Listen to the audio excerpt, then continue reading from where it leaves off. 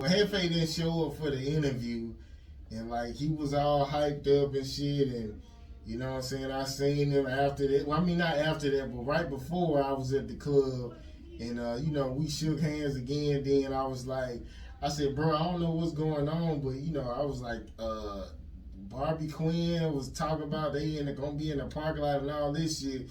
So like y'all gonna be good or whatever. He was like, well, he said, bro, we showing up the whole team. So I was like, cool. So he ain't show up. I guess I don't know. Cammy must have sent them something like saying don't go or something. I'm sure that's what it was because they ain't nobody show up. I ain't get no message or nothing. And them folk on my live that day, bro. His wife was on my live that day. You know. Plus, she really fucked with Didi. Like, you know, like she fucked with Didi on a whole nother level. Like, as far as like, it's on some woman shit. You know what I'm saying? Like, cause you know she do like makeup and all that one shit. So it's weird to me only because what I done learned in this entertainment business is niggas is entertainers. You know, and that ain't no slight to nobody. But with that being said, like the whole Cammy whole Hefe thing to me is a I just work here boss type of moment. Because like I was a manager at many establishments and I knew employees was fucking, right? But them might be two of my best damn employees, man. So I can't tell my GM, cause then my GM gonna say, okay, well I'm gonna split them up on the schedule.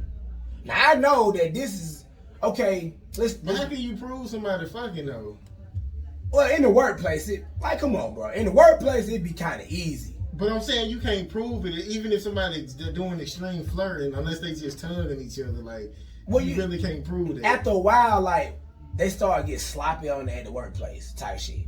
That's why I say it easy. Like after a while, they start to do a little like more shit. Like might get a kiss in front of a couple people, or he might grab her ass or something. But like if I know that this nigga gets to work by her because she got the car right.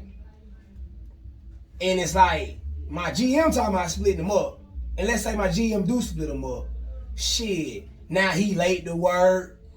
And all this shit. All this came from me telling about them being in a relationship when that's just a little L I could have took.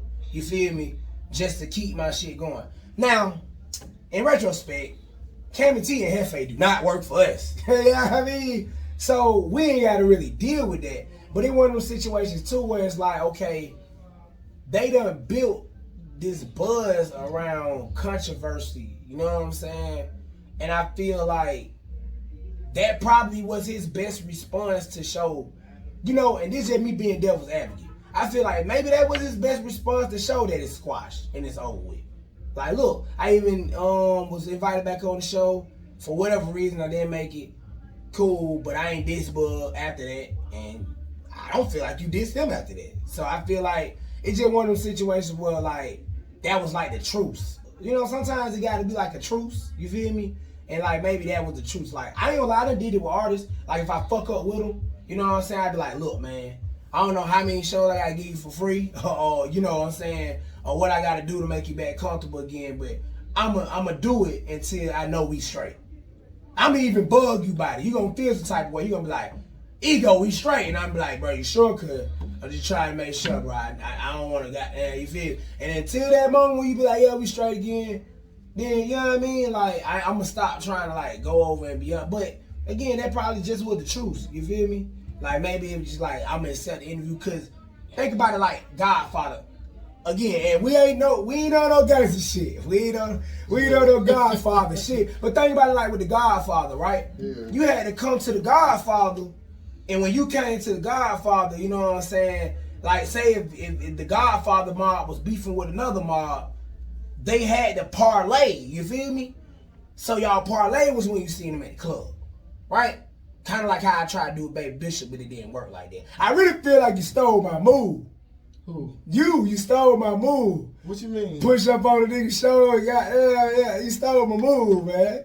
That's my move. That's the ego move, man. Nigga boss stole my move. But yeah, nah. So, yeah, that was y'all parlay right there. Like, kind of like the shit I tried to do with Bishop, but it didn't work like that. We can invite him on the show? He won't, bro.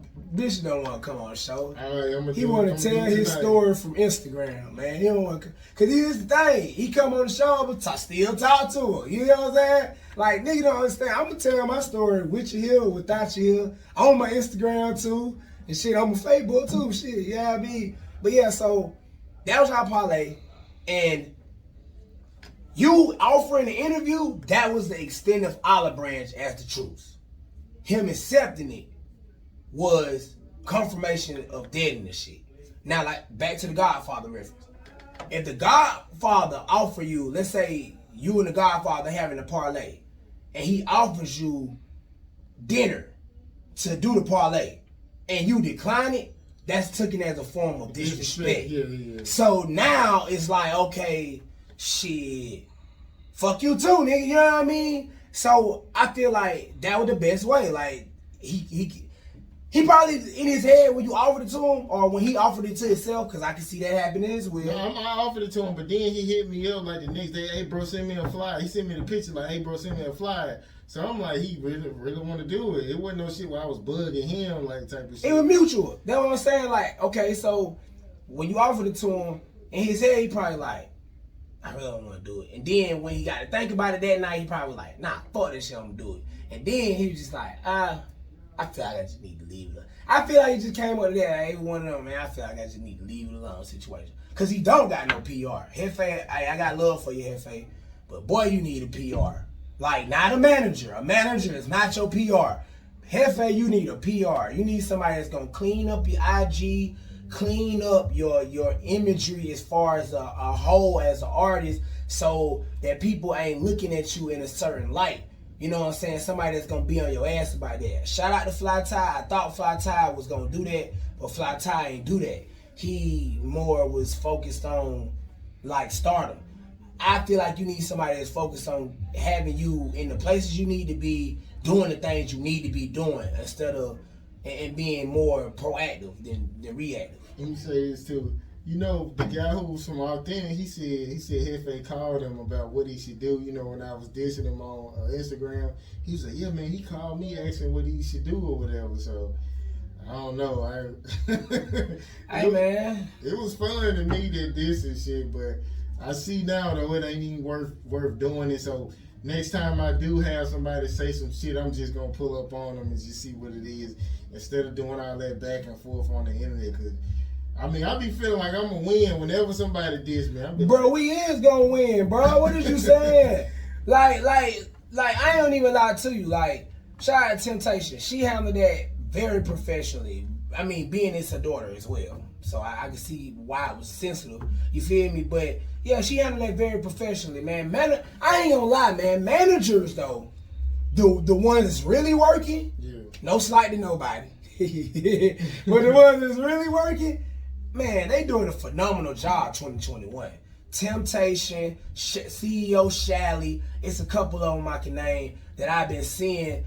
My boy Miguel Israel put up on me last night. He's managing 2 artists that's really doing their thing. Managers for the win for 21. It's some managers really working in 21, man. No cap.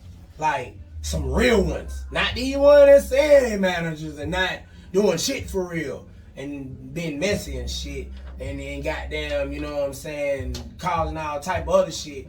I'm talking about it's some real ones working, bro. Like, bro, CEO Shally came in and gave Didi a merch pack, was supposed to give me one, paid for Moon Primetime slot on Wednesday, and stayed in there with his artist the whole night.